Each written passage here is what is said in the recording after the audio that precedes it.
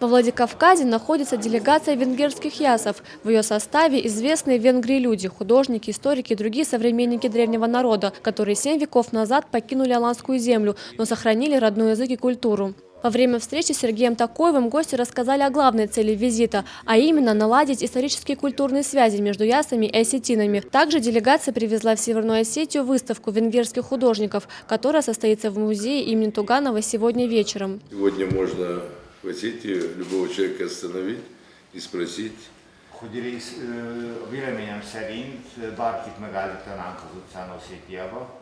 И все знают, что в Венгрии есть наши братья.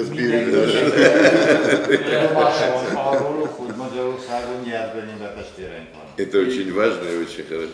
В ходе 5-дневного визита в Северную Осетию гости ознакомились с жизнью и бытом современных алан-осетин. Для них была подготовлена насыщенная культурная программа, в рамках которой гости уже посетили женский монастырь в Алагире, побывали в Куртатинском ущелье и конном театре Нарты. Сергей Такоев отметил значимость налаживания родственных связей между ясами и осетинами, поделившись дальнейшими планами Министерства туризма, которое специально готовит маршрут по ясским местам Венгрии, чтобы лучше узнать друг друга.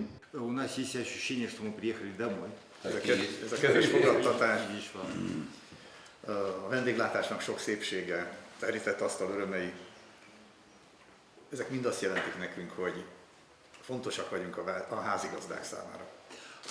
Самые разные грани вашего обильного гостеприимства, в том числе, и не в последнюю очередь, осетинский стол, но и все остальные места, где мы бывали и встречали нас, подтверждают нам, что принимают нас как братьев. В конце встречи представитель правительства вручил венгерским гостям национальные сувениры, сборник фильмов Тимины Туаевой и альбом с местными достопримечательностями Осетии. Тома Валева, Валерий Гадиев, Осетия ТВ.